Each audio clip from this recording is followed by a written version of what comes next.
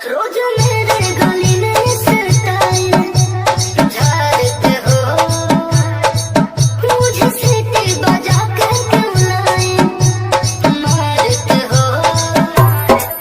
रोज मेरे गली में सताए झाड़ते हो, मुझे सीटी बजा कर क्यों लाए मारते हो।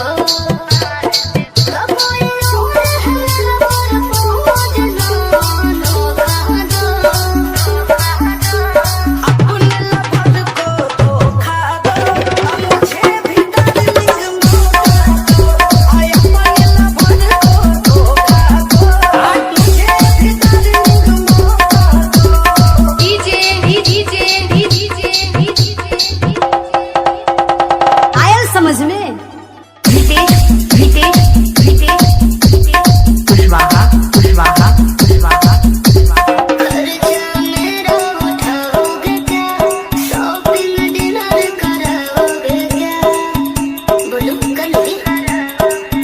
बोले थे बोला भरवा के बना, प्यार दे देंगे हम तुमको इतना। होती है बाबू तुम किसके खोखा हो,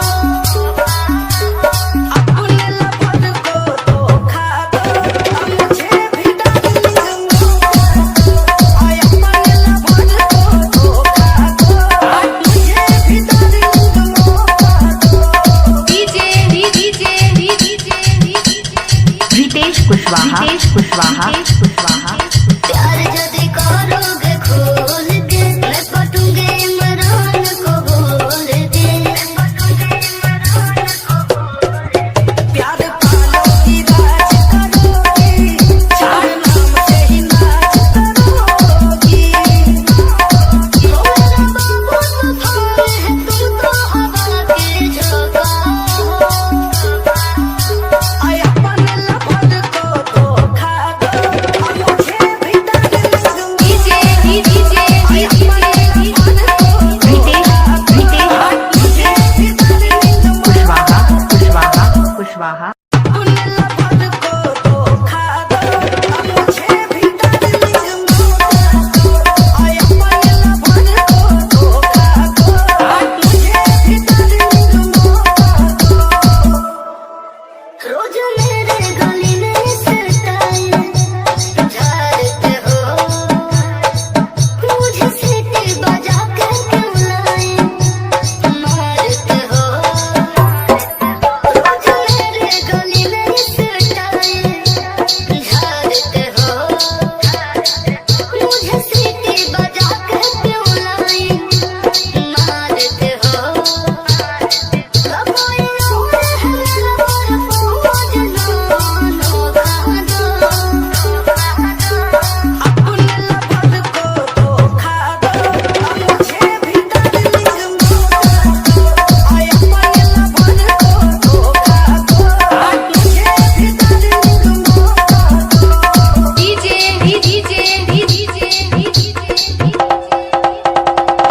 समझ में रितेश रितेश रितेश कुशवाहा कुशवाहा कुशवाहा खर्चा मेरा उठाओगे क्या, शॉपिंग डिनर कराओगे क्या, बोलो कलोगे। बोले थे बोला भरवा के बना, प्यार दे देंगे हम तुमको इतना। होती है बाबू तुम किसके खोखा हो, अपने लफड़ को धोखा दो, मुझे भी डार्लिंग मौका दो। आय अपने लफड़ को धोखा दो, मुझे भी डार्लिंग मौका दो। रितेश कुशवाहा कुशवाहा कुशवाहा प्यार यदि करोगे खोल के, मैं पटूंगे इमरान को बोल के। प्यार पालोगी राज करोगी, चार नाम से ही नाच करोगी। मेरा बाबू तूफान है, तुम तो हवा के झोंका हो। आय अपने लफड़ को धोखा